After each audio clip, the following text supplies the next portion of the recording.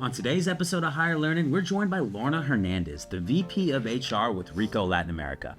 Lorna has grown her career in the HR space and has so much knowledge around diversity, equity, inclusion, how you put in DEI strategy for multiple countries in Latin America, and women empowerment in the workplace. Lorna has so many great insights to share. I can't wait for you to listen to the episode. Welcome to another episode of Higher Learning. I am your host, Rashid, and today we have a very special guest, somebody that I've known for close to a decade and finally has come on the podcast. Very excited to introduce Lorna Hernandez. She's the Vice President of Human Resources for Ricoh Latin America. Lorna, how you doing today?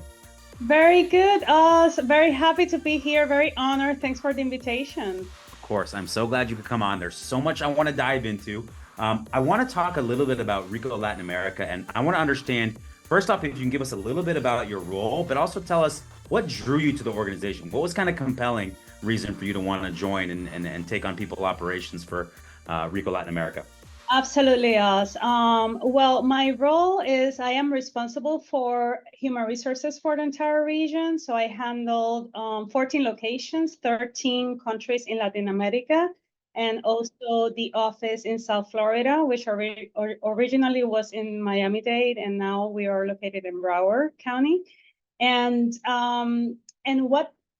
what draw me to Ricoh in the first place, it was something that I always remember from my hiring manager back 20 years ago, actually.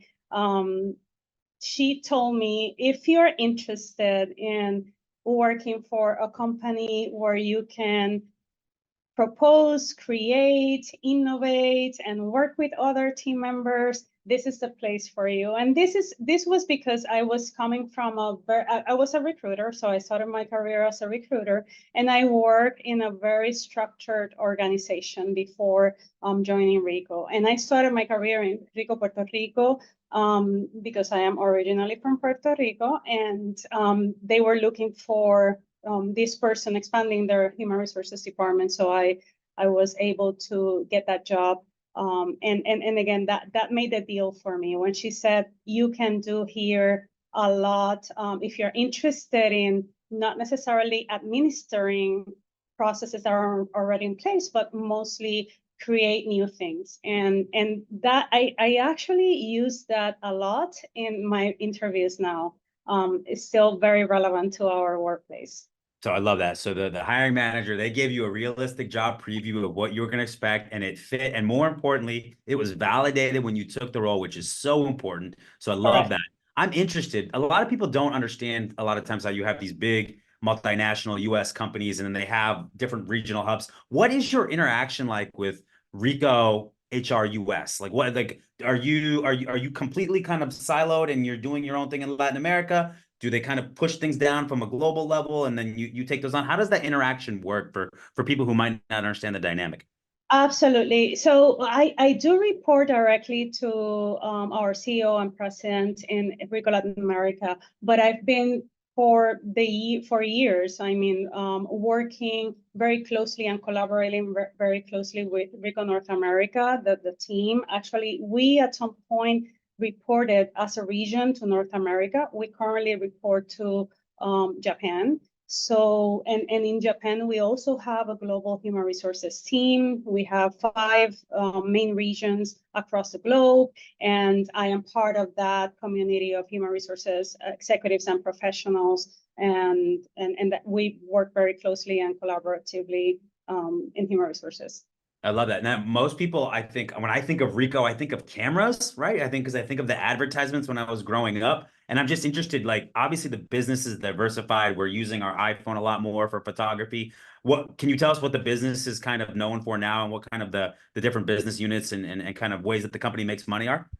Well, we are currently known as a digital services company. So we offer different solutions for our customers that goes from equipment in the IT services sphere, for example. So we can handle servers or solutions that are more complex in terms of process automation, for example, or even we have some solutions that are and that have engines with artificial intelligence. So we are starting seeing that as well for some of our solutions. So we have services. We do manage services for our customers as well in different areas. IT services, again, communication services is a big strategic area for us.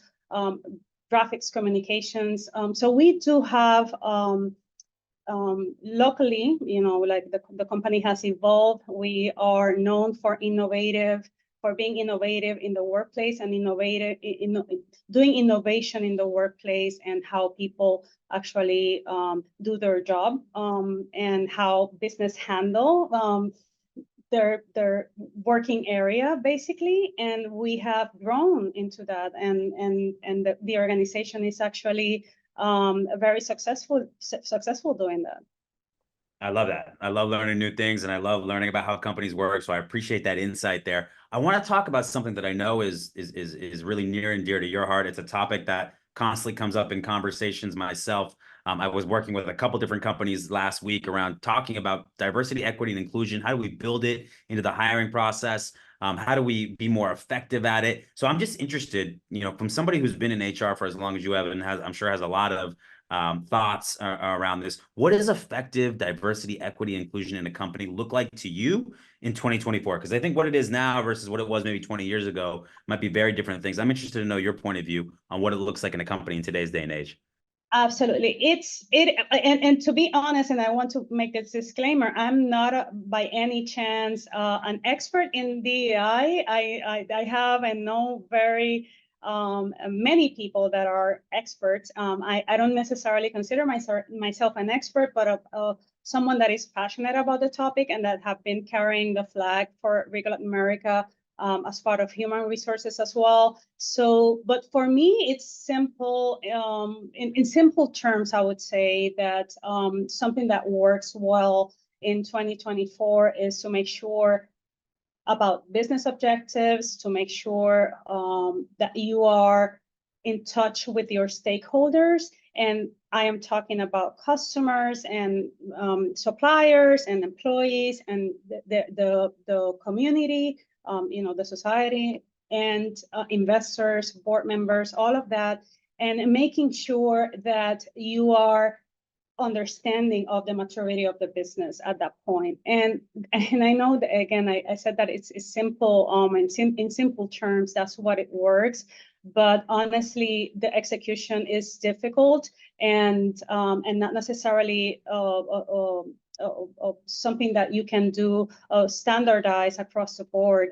But what I think it's very important is to have a strategy that comes from the top. That's the first thing that I think it's very important and that will make the most impactful results in the organization, and that also making sure that you involve other leaders, employees, and make sure that you promote a culture and an environment where people can share ideas about the workplace, how to enhance it, how to improve some of your practices, and that I think that is what works in today's world. Like, there's no way that someone can sit down in an office, closed door, doing a strategy for DEI and roll it out in an organization and be effective at all.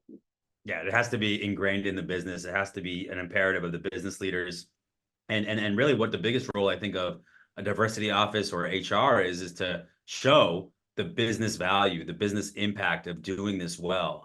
So often we get caught in kind of the moral conversation with it, which, believe me, is a very important conversation and one worth talking about. But the easiest way to communicate in business is always about the business value. And there really is business value. I've always felt that diversity, your employee base, right, should reflect your customer base. And if you have a diverse customer base, then it's super important that you're bringing in all different types of points of view for customer facing roles, but also non-customer facing roles, so you can reflect that customer sentiment. And that to me is one of the biggest things that leads to a better business impact, and why that should be at the forefront of the conversation around why diversity, equity, and inclusion is so important. I'm interested, is it more complex? You said you work with 13 different countries. Some people just run like United States, right? That's a big remit for them.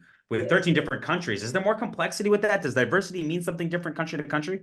Absolutely, absolutely. And to add a little bit about your prior comment, Oz, embedding the DEI in business services and business policies is also a very effective way to make sure that people are changing behavior. So changes take a long time, but when you embed in your policies and in your practices and in the solutions and products that you sell and that you offer to your customers DEI, that is a way of making sure behaviors are, changed and that people are forced actually to change their behavior for good. And answering your question, 13 countries, definitely. There is, again, not a playbook.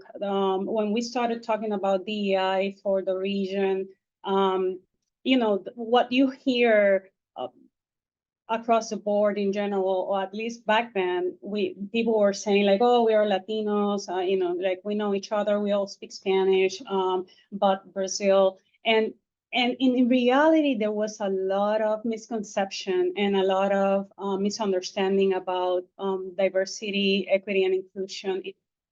And we needed to start, from zero, creating that awareness and creating that baseline for people to really understand that even when you speak the same language, it goes beyond. It's not only there are a lot of dimensions around DEI, and that's basically the journey that we've been in the past 8 years in Ricoh Latin America.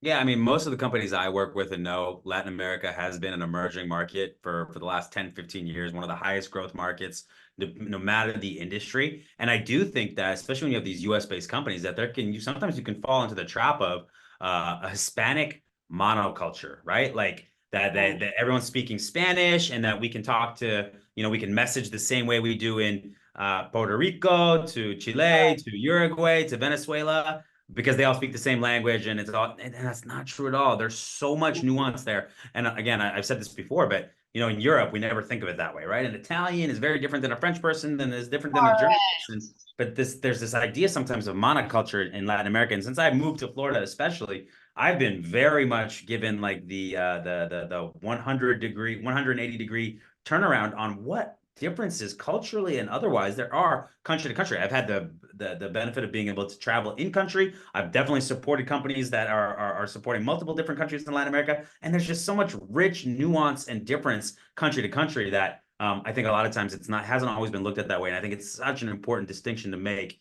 to be able to sell to Latin America, Central America effectively, but also to build real customization and products that really take off and do different things in those areas. You have to be able to do that. Again, your culture has got to, your employee base has to reflect your customer base. And that is definitely true in Latin America as well. I can tell how passionate you are about this. Like, why is DEI so important to you? Like, what role does it play in your life and your work in particular? I think I have grown this throughout the years based on my own experience, and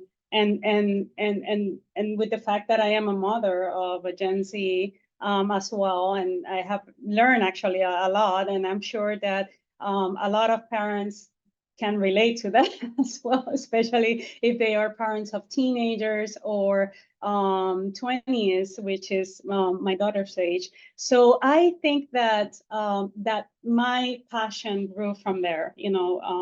Again, from my own experience, studying in an industry that was mainly dominated by men, which was, when I joined Ricoh, and seeing, I started very young, at a very young age, and then moving to the United States, it was a great opportunity for me. But on the other hand, I found myself, with another dimension, which was, I am from Puerto Rico, moving in South Florida, so I needed to find myself actually and my identity and here. So I think that throughout the years that has given me a little bit more of inspiration, basically, and saying and asking myself, how can I make it easier for other people? And I have the job to do that, like in a way. So that's basically why I am so passionate about DEI. Yeah, it's funny. I'm going to give a really stupid example of inclusion and why it's important. So I grew up in kind of like the halcyon days of Disney movies, right? And so, there was like Cinderella and Snow White, which is fine. And then they had Little Mermaid and Beauty and the Beast. And I liked all these movies. I always went and saw them in the theater. I could sing all the songs when I was a kid. And then I saw Aladdin.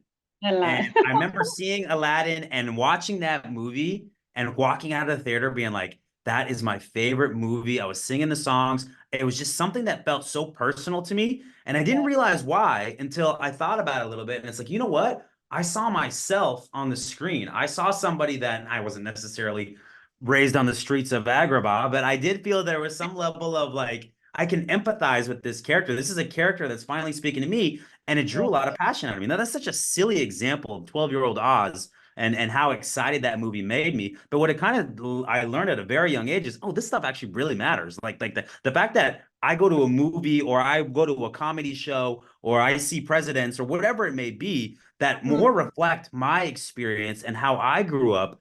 That's very powerful and very motivating. And it can be something that drives you into directions in your career and personally that you might not have otherwise done. And that's when I realized the power of it. And it's such a stupid small example, but I think that's an important thing. Yeah, so representation matters for sure. Perfect. So we talked a little bit about, it was History Month a couple months ago. I know International Women's Day came up. We saw a lot of LinkedIn posts. We saw a lot of people talking about it. I have 3 daughters that I'm constantly thinking about their future. In fact, you said you have a 20-year-old. I have a 12-year-old going on 20, so I might offline have to ask you some advice on how to handle some of these different things because this is all new. This is all new venture for me. But I'm just interested. You mentioned that 8 years ago at Ricoh, you were kind of seeing how things were, specifically from a gender perspective, and that was something that you really wanted to make part of your objective and watching that progress. Tell us what's happened since then, what you did, and like maybe give us some examples of that progress. Absolutely. So 8 years ago, we saw an opportunity to start dealing actually with DEI. So we had a meeting among the HR community in Ricoh Latin America, and we were questioning, all the DEI and how to approach it for Ricoh Latin America. And really the opportunity that we saw was to start with women representation in the workplace, which was the most obvious opportunity, not necessarily because we didn't have more, but that one was a very obvious opportunity. So we started working around international, like women representation, and it all led to International Women's Day eventually. We presented a business case with data, because one of the things that back then, obviously, again, it's been 8 years, almost 9, where we were talking about this and people had the wrong perception. People were like saying, oh, but we don't have that problem. We have a lot of women in the sales area. We have women in marketing. We have, and at the end of the day, yeah, that was true, but we didn't have a lot of representation, for example, in positions that were more technical or even in leadership positions. And then we presented the business case with the data to the leaders, and I was actually part of International Women's Day. This is how I actually started for Ricoh, for Cisco, so another organization. They invited me over. I was very impressed about the opportunity and what they had, and I wanted to really replicate that for our organization. And that's how it all started for us. And International Women's Day today is one of our signature events for DEI across the globe, not only for Ricoh Latin America, but we do it for all the other regions. It has tremendous support from worldwide leaders, starting from the CEO as well. And throughout the years, we implemented the DEI policy, the council, diversity council as well. We expanded the conversation from women to other dimensions of the diversity, equity, and inclusion. We have provided awareness training.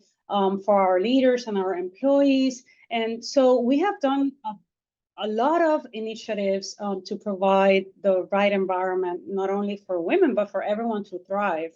Because at this point, yes, we are talking about supporting talent in general. And we want to make sure that every talent, no matter, whether it's a woman or a man or a part of the community, LGBTQ community, that they find a place in the workplace and that the culture actually promotes that. I really love that. So listen, I'm a man, right? I believe deeply in what you're talking about. I know you mentioned that men do play a role of advancement of women in the workplace. So I'm asking for my own edifice here. What is it somebody like myself can do that cares about this, but is not necessarily the target market? What can we do to help advance what I agree with is an important business imperative and something that should be progressed? And also, but what can a early in career talent, women do in the same vein? Like, I'm interested on like what you would give as actionable advice for people who want to help this advancement. Absolutely. I think that men needs to be curious about how women are impacted or what are the challenges that we face in the workplace. We have to ask questions. You have to be curious about that. Make sure that you promote co-responsibility at home and at work as well, and sponsor women. I think it's key for men to, if they see someone talented and with a lot of potential, to be that voice in the room where you are discussing opportunities for others or for everyone, to bring up that diverse key talent that you are seeing that have the potential, and to really stand in front of that talent. I think that we need more of that. I found in my career that a lot from men, actually from men and from women, both, but from men. And I think that is something that we still need a lot of work. Okay. Well, listen, we have a good amount of listeners. I would assume that a lot of them are male. I'm interested. Tell us something that the average man probably doesn't understand that a woman goes through in the workplace that we can maybe convey right now and give an example of this. And so we can be more empathetic. Absolutely. Well, absolutely. I see still a lot of men asking women in a conference room to take notes or to share, after the meeting. So that's still, I mean, and you might think that is, naive, or that is something that is not necessarily a big deal, or that person have done it before. But why do you have to ask the woman in the room to take notes for you? So those are some of the things that I have seen, or interrupting women when they are speaking, or the famous mansplaining, where you are trying to explain a woman what they just explained to you. So those are some of the things that I've seen still in the workplace, and I think that we need a little bit more awareness. And also, we want women to speak out as well, and make sure that you have the relationship with men to really communicate when you feel that the man has disrespected you in any way, or that they are interrupting you in any way. You also need to advocate for yourself. Yeah. Lorna, great explanation, but I'm going to articulate that a little bit better than you. And no, I'm kidding. That's mansplaining. I'm not doing that. I thought you put that really well. And I'm going to tell you what, I'm being curious. So I'm trying to be as much of an advocate as I can. I'm pretty conscious about this stuff. It's so funny you bring up the note taking, and Jackie might be able to test this. I'm like maniacal about this. Like I'll like, one of the things I'll do is I'll go to some of our most tenured male employees and say, hey, I need you to take notes. And if I do, for whatever reason, go to a woman in our organization to do that, I'm actually almost a little bit like apologetic and be like, hey, listen, I'm trying to be out front about this. I'm not asking you to do this for this reason. Here's my thought process. So like, just trying to be as transparent and being aware, I think, is really what it comes down to. Yeah, it takes a little more mental effort to think through, how might this person respond to this? How might they receive this? How can I make sure I get out in front of that? Maybe sometimes I'm doing too much explaining, but I'd rather do that than and have my intent be understood than have it be taken the wrong way. Because I don't think the other side of that is like, I never ask one of our female employees to do that, right? I just think that you have to be aware of how it might come across, and to be judicious and be fair and be equitable. And sometimes I almost go over the top to prove a point. Like I've been like, hey, VP, can you do me a favor and take notes? Even if I have a full staff of younger, early in career talent or female talent in there, almost to prove the point that this is below nobody. Everybody gets the work done, or I'll take the notes sometimes too. So I love that example, and I would hope that many people listen to that and understand that it's not necessarily that you're doing anything wrong, but you want to be received for your intent, and sometimes thinking out in front can help you do that. And that doesn't necessarily mean it changes the way you make the decision or who you ask, but it can certainly make you seem more empathetic and understanding of how things can come across. And I think anybody who does that and has high empathy, I think is going to be doing at least better work than we're doing. We have a long way to go to get to where we want to go. I know that. But at least that can start to bridge some of the gaps there. So I love that example. Here's what we've got to do, though. We've got to talk about hiring because you've done a lot of it through your career. I'm super interested in people who have done a lot of great hiring throughout their career. What are the threads or what are the things that they do that make them different and unique? So we're going to start here. What is a core hiring philosophy of yours? Before you bring somebody on your team, this is kind of a principle that you kind of stick to when you're interviewing. I share one before, which is, that the fact that the person wants to roll their sleeves in and learn and do things from scratch, that they are not scared about that, and they are not looking for a job more like to oversee something or not to, get their hands dirty too much. That's a great signal for me, regardless of the position that you are going to hold in the organization.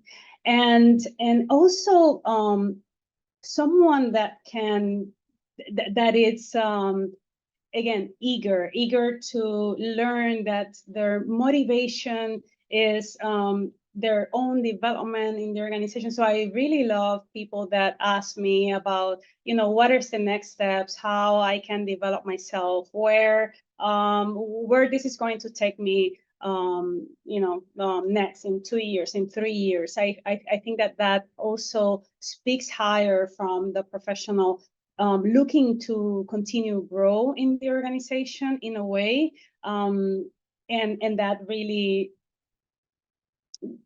I really like that about someone when I am hiring, for example, for my team. I am looking for people that are really driven by growth. Yeah. So I think I've been curious by asking questions. I told you I would take notes, so I'm willing to roll up my sleeves. I've been eager to learn and get better. Folks, if Exactly. by the time you hear this, I have a job at Ricoh Latin America, you know what happened. I'm feeling it out here. I'm interviewing like a stud right now. What's your favorite question to ask in an interview? Oh, that's a interesting one. Let's see. I like to ask, and this is obviously, I guess, off the script of behavioral interview or questionnaire or questions that I prepare for the position, but I really I really like to ask people, what will others say about your leadership style? So especially if you are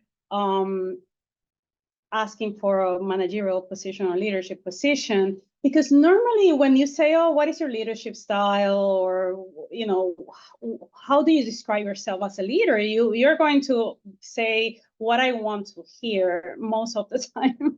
But when you ask people what others think about, or if I would ask Jacqueline, for example, us, what is your leadership style, how she perceives you as a leader, that makes people think, like, for at least a minute about their answer, because they're normally are not necessarily thinking about how they are being perceived, right? Or they are not going to at least be prepared to ask or to have that the answer for you. So I really like to go into that level of question with our prospects, and it's very interesting. And they mostly, the feedback that I get is, oh, that's a very interesting question, because normally people will ask me, what is my evaluation of myself as a leader? And I'm like, yeah, I know what your evaluation is, and probably it's going to be A+.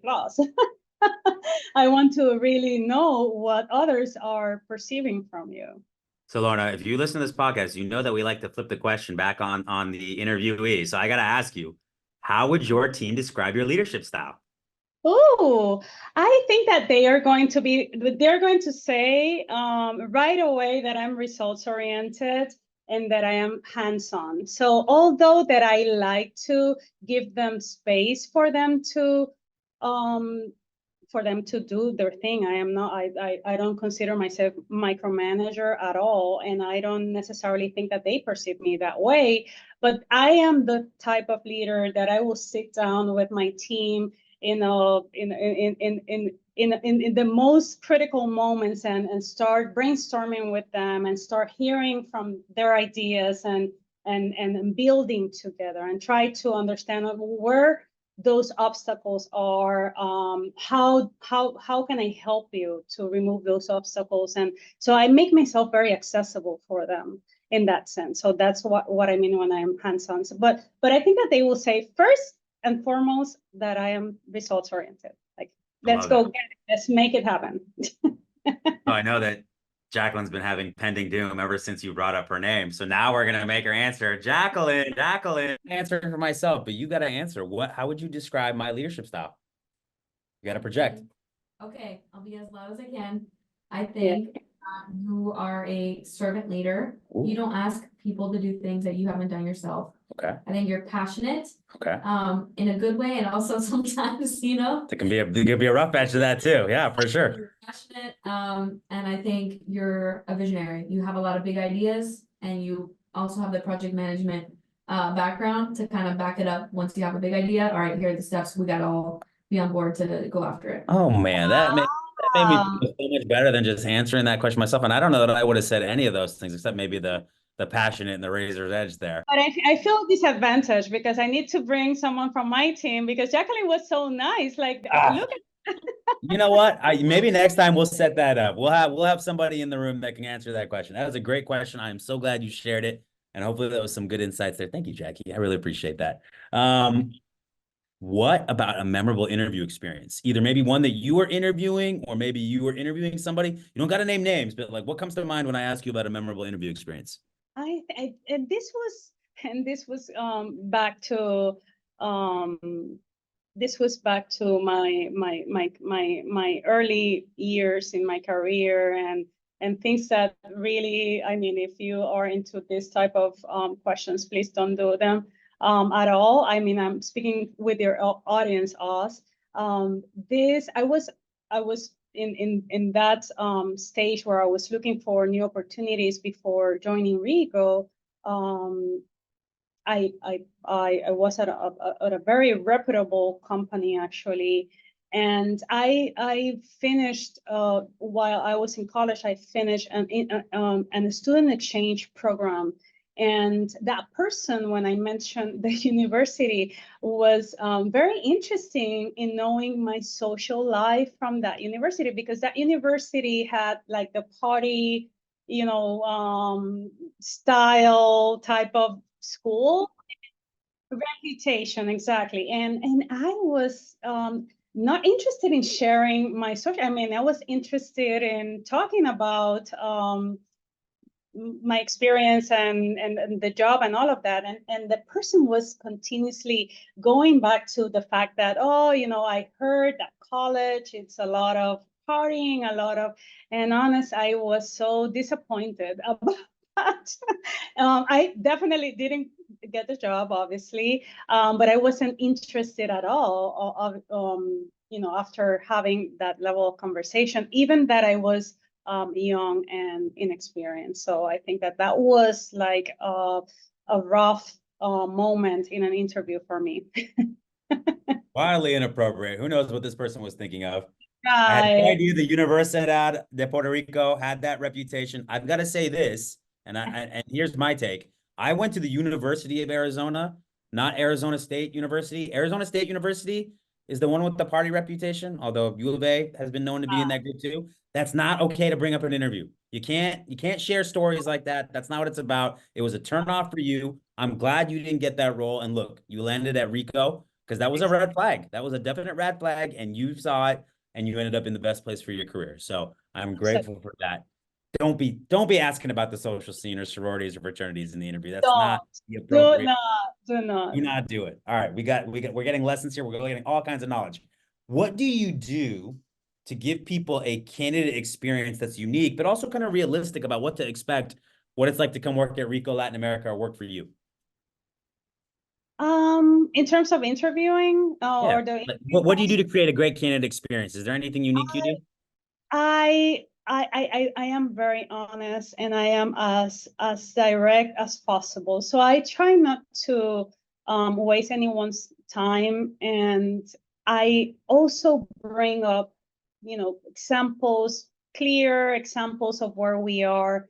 And I tell you this, Oz, because in the past years, we've been in transformation, right? And digital transformation has been also in our organization. And we are trying to attract, a lot of people with different skill sets, obviously. And in sometimes I do have to be very candid about where we are in that journey. So that happens to me all the time. Like I have to explain clearly, okay, well, we are bringing you on board, or I mean, if you're the person selected, to make sure that we get to that point, and not necessarily we're not there. We're not there yet. So I try to establish a very candid conversation and explain as much as I can, or as best as I can, to that person, so they can understand the type of environment and challenges that they are going to face or be living in the day-to-day. I also, if I am we work hybrid, so if we're hiring in Weston, for example, well, I like to bring people in the office, and so they can see their environment in the office, and we walk around, and I show, because that's part of our policy. So I want to make sure that people also experience firsthand where the workplace is going to be when they are in office, and get to know the people around, and we are very welcoming with everyone in the office. So that's also an experience that people really enjoy. Yeah. All right, last hiring question. So do you have any like technology you use while hiring that you love or that has really like helped you make better decisions? Or is there anything in place, or do you just kind of, write notes and kind of do the standard?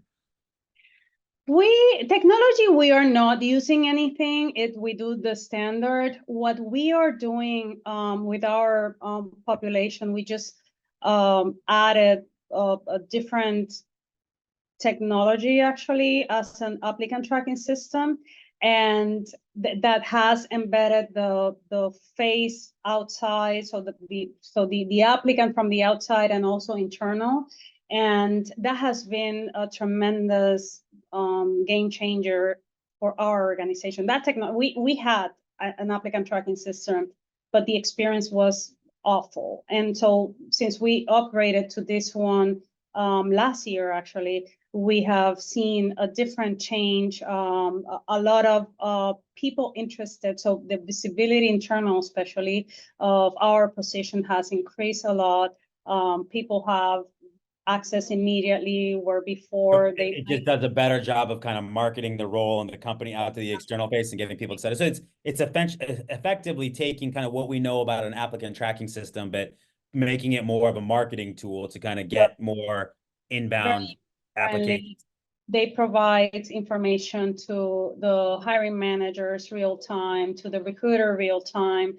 I mean, we struggled before with that technology, and now we are, I think, that in a really good place, definitely. And we also take a lot of advantage from LinkedIn. So we used a lot that platform um, to recruit and to get in contact with prospects and employees, and ex-employees as well.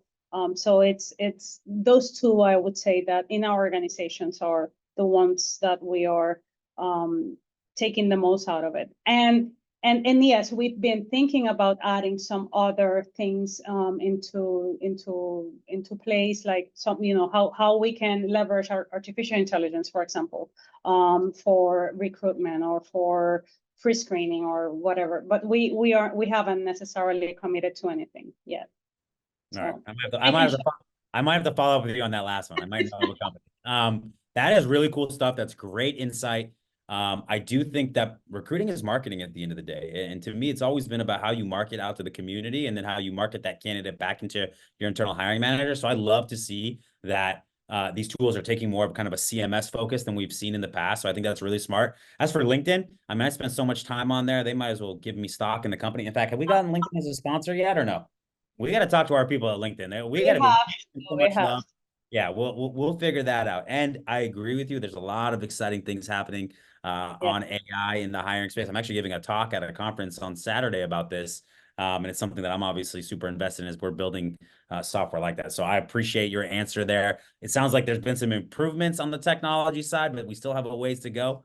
I just want people to love HR technology. That's kind of my mission. And you got to provide value to do that. You got to create an incredible product, and you got to make the experience more valuable for both the candidate and the managers. So that's something we'll keep working on over here, but I appreciate you sharing. All right, let's take this in a little bit of a different direction. What are you working on right now that you're just like so juiced about, you're so excited about? Ooh, well, we put together pilot in the past year or so, 4-day work week, and we piloted that for the entire region. We are in the process of understanding the results of our pilot and putting together plans for how to implement this, how to make it happen. So that we are now in that phase. We are very, very excited about it. Well, hold on. I got to ask questions now. This is super relevant. We were talking about 4-day work week earlier today because there was a viral post on that and I was talking about it. So I'm interested. What did you learn? Like, it sounds like people are more productive, but like in what way? Like how like, are you just, in our case, I think that people found a lot of ways to work differently during that period of time because they wanted the benefit. They wanted to work 4-day work week. They wanted to enjoy that extra day of the week. So they were just packing more into the other 4 days, or like, what do you think happened? Or they were like still working on the 5th day? What do you think? No, we promoted 8 hours a day, 4-day work week. So it's 32 hours a week, instead of just 10 hours, let's say, every day. Not necessarily. We promoted 8 hours period, 32 hours a week. And so what did you find were like the positive results? What came out of it? So our business wasn't impacted at all. Our financials were really good, actually. We didn't have any impact. Engagements were very high that year. I won't say necessarily, and I will be lying if I tell you, oh, that's because of the pilot. But obviously, at least what we learn is that having the pilot didn't impact negatively the customer nor the business results, neither engagements, which are KPIs that we every year that we track and monitor from a business standpoint. So everyone was more productive. We found areas, for example, where we didn't have backups, or we found meetings that were not necessarily needed, that or that we had way too many people participating in a meeting where one could do the job for the rest of the team while the rest of the team is doing something else. Or we found as well, or in some areas, managers took the opportunity to develop their first line as well, their direct reports, into taking a little bit more responsibility, or maybe I don't need to be involved in this, you will be the lead. So we saw a lot of that. Also, I think it's possible, maybe not necessarily in all the functions, depending on the industry that you are, maybe not necessarily in all the industries, but I definitely see that as something that is definitely possible to do.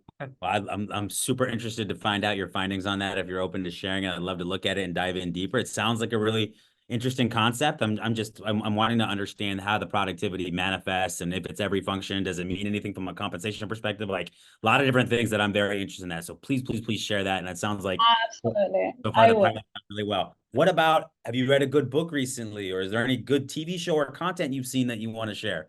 Well, I was reading recently a book that was written by someone that I know from my network, and actually she was very nice to give a free yes, before she launched the book, a copy to part of her network.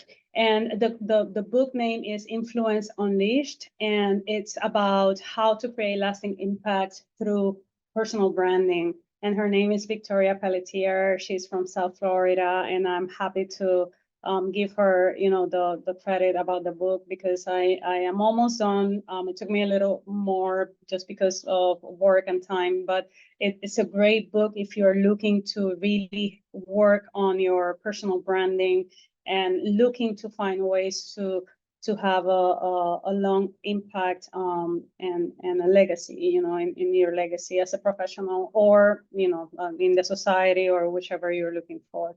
So it's great. I also heard Greenlight audiobook, which was a recommendation last year from one event that we did from Pride Month, actually, and I finished that at some point in 2023 as well. It's an audiobook. It's by Matthew McConaughey. It's really great. His perspective and how he put it together in the book. I think it's a masterpiece. Really good book. And I am going to start I've read now. that book. I love that book. I love, Yes, you wouldn't it think that is. he's such a philosopher, but it's a really great book. And everybody I know who's read it has said the same thing. So I love that book. I think it's great. Yes, he did really good job. And he narrates it beautifully, obviously. So I heard that one. The reviews were, it's all right, all right, all right. Bad. That was a bad joke. Dad jokes all over the place here. Influencer Unleashed by Victoria. What's her last name? Okay. Pelletier. Can you do me Pelletier. a favor and let her know that we talked about it? She's got to I reshare, will. and then we got to get her on the pod. We want to learn about personal branding. Absolutely. I'm sure she will be very honored to be as well. I love it. All right, last question. What's something that you would give 20-year-old Lorna advice on that you didn't know then, but you know now? Or maybe somebody who's early in their career, what's something that you can share that you've learned over the years that we can give back? Oh, so many things I would say to little Lorna or to younger Lorna, but I think that I would say probably very simple. It's keep it up. Like, do not stop. Do not you are in the right track, and whatever you're feeling, whatever you're doubting, you're going to figure it out. That I would say that. Keep going. Don't give up. Keep going. Great advice. Well, Lorna, I really appreciate you coming on, sharing so much awesome insights with us. Really looking forward to following up on the 4-day work week. So I'm interested to hear there. Interested to hear about all the amazing things that you've got going on with Ricoh Latin America. I'm just so appreciative of you coming on. Thank you so much. It's my honor, Oz. Thank you so much for invitation. And yes, looking forward to speaking with you again. Okay, talk to you soon. Appreciate it. Bye-bye.